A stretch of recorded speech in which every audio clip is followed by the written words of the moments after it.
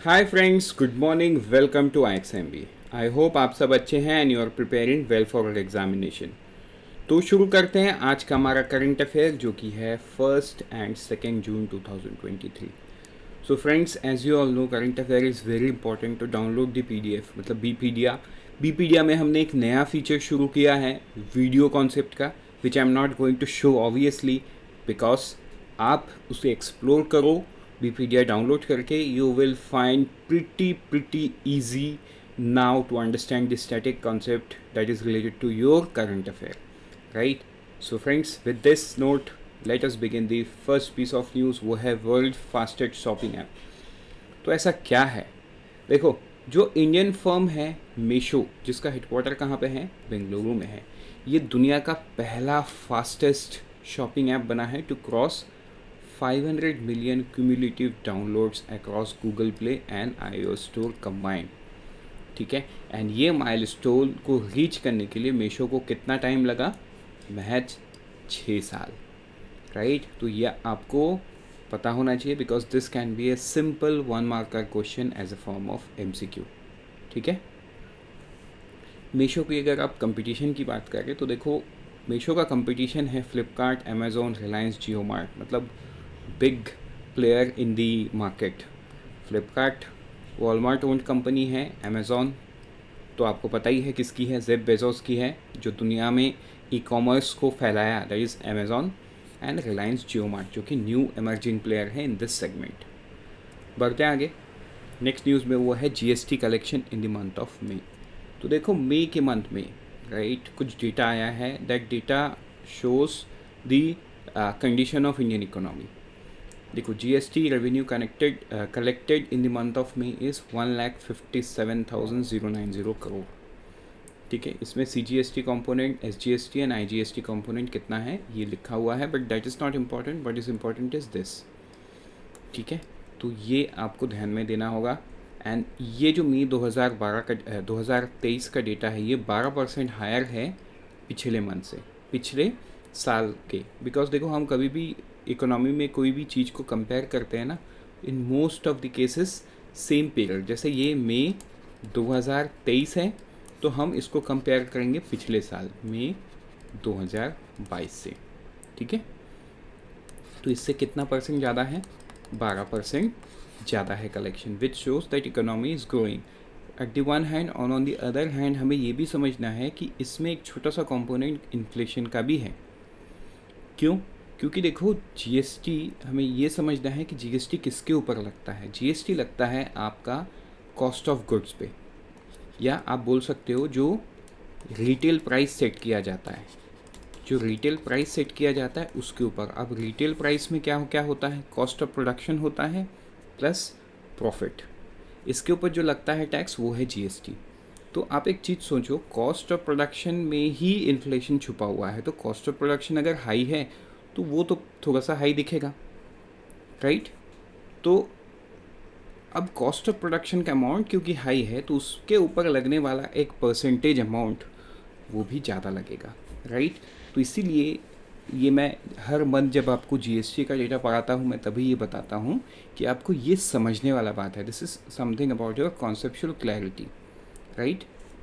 ये आपको कहीं पर लिखा हुआ नहीं मिलेगा, लेकिन आपको इस चीज़ को समझना है कि GST काम कैसे करता है प्रोडक्ट के ऊपर में, एंड बेसिस ऑन दैट एक छोटा सा कंपोनेंट, एक छोटा सा पार्ट इस अमाउंट के अंदर एड अप हुआ है बिकॉज ऑफ इन्फ्लेशन। इन्फ्लेशन अगर कम होता तो जो रॉ मटेरियल का कॉस्ट, जो प्रोडक्शन कॉस्ट है, वो भी थोड़ा सा कम होता, और उसके कम होने की वजह से उसके ऊपर लगने वाला परसेंटेज GST वो भी कम होता।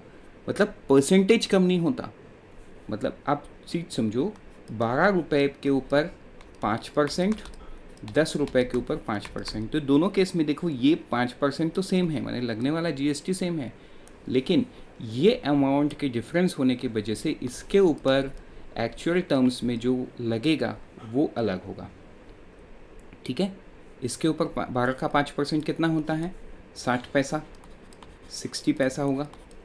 ठीक है, 10% 1.2 रुपीज़, उसका आधा 60 पैसा, इसका कितना होगा?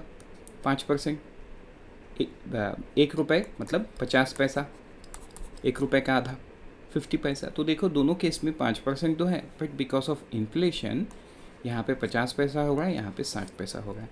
तो वैसे ही जीएसटी के अंदर भी एक छोटा सा अमाउंट क्या है, इन्फ्लेशन का पार्ट है। ये कॉन्सेप्शन क्लैरिटी के लिए आपको समझाना ज़रूरी था। और जीएसटी क्या है, एक डेस्टिनेशन बेस्ड टैक्स है। जो भी ये गुड्स जहाँ पे भी प्रोड्यूस हो रहे हैं वहाँ के सरकार को, मतलब वहाँ के गवर्नमेंट को टैक्स नहीं मिल रहा है। ये जहाँ कंज्यूम हो रहा है वहाँ टैक्स मिल रहा है, राइट। लेकिन वैट सिस्टम में उल्टा था, जहाँ ये प्रोड्यूस होता था टैक्स वहाँ के सरकार को मिलता था। So with this note let us go to the next news, that is World Milk Day and summer meet. तो देखो ये जो वर्ल्ड मिल्क डे है इसको कल के दिन में सेलिब्रेट किया गया, मतलब कब, 1 जून।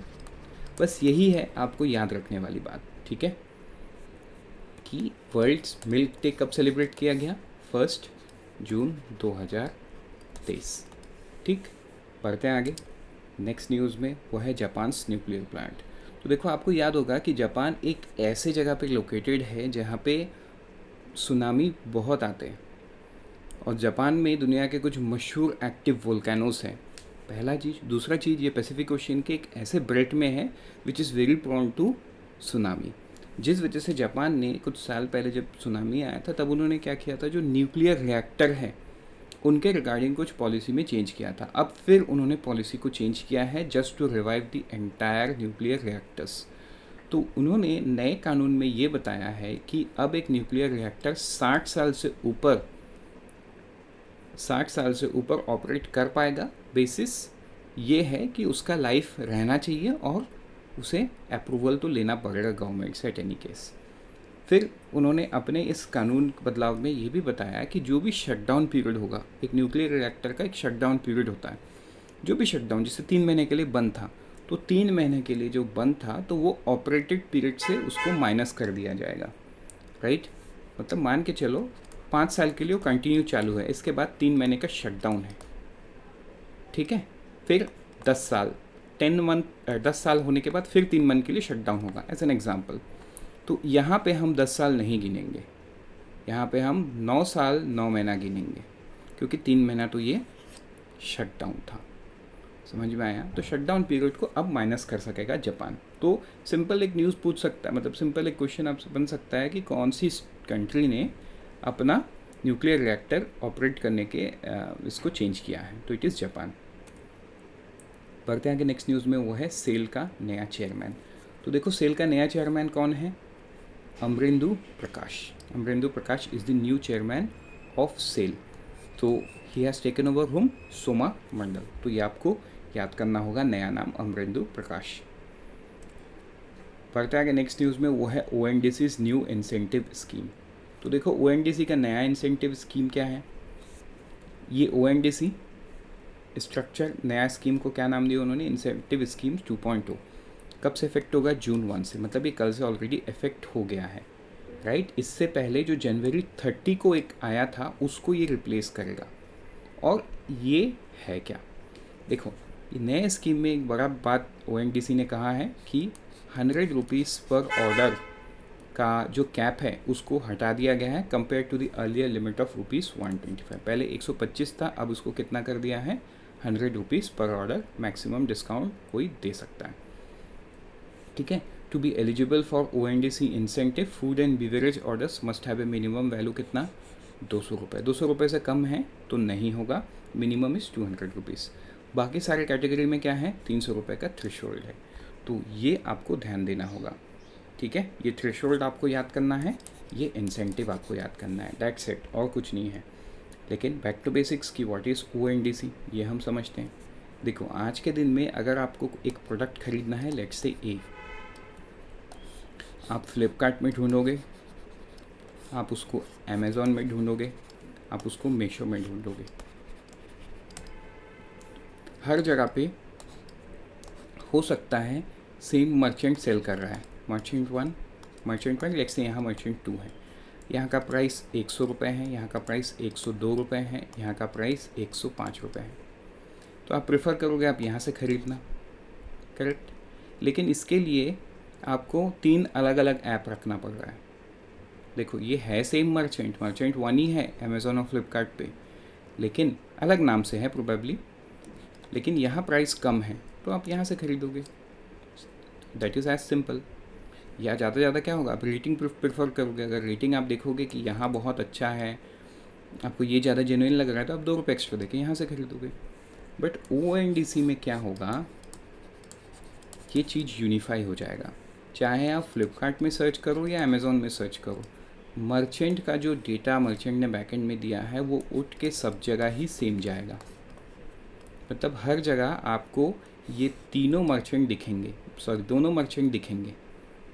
तो आपको जो सस्ता लगे, जो मर्चेंट से आपको पसंद है, आपने वो मर्चेंट से खरीद लिया। तो ONDC का बेनिफिट ये है कि अब लोगों को मल्टीपल जगह पे सर्च करने की ज़रूरत नहीं होगी when everyone onboards the ONDC platform. अभी हर प्रोडक्ट के लिए नहीं है। आप फ्लिपकार्ट अमेज़ॉन भी ऑनबोर्डेड है, लेकिन वो सिर्फ कुछ ग्रॉसरी सेगमेंट में ही है। इसलिए आप देखना ग्रॉसरी के प्राइस सेम है एंड ग्रॉसरी उनका अलग से ही दिखता है। अलग से इसलिए दिखता है क्योंकि वो ONDC प्लेटफॉर्म से उठ के रिज़ल्ट आता है, राइट। तो ये आपको ध्यान देना होगा। बढ़ते आगे नेक्स्ट न्यूज़ में, वो है सिटीज़ 2.0। ये बहुत इम्पॉर्टेंट न्यूज़ है जो सर्कुलर इकोनॉमी बोलते हैं। In order to push the circular economy and climate oriented reform action.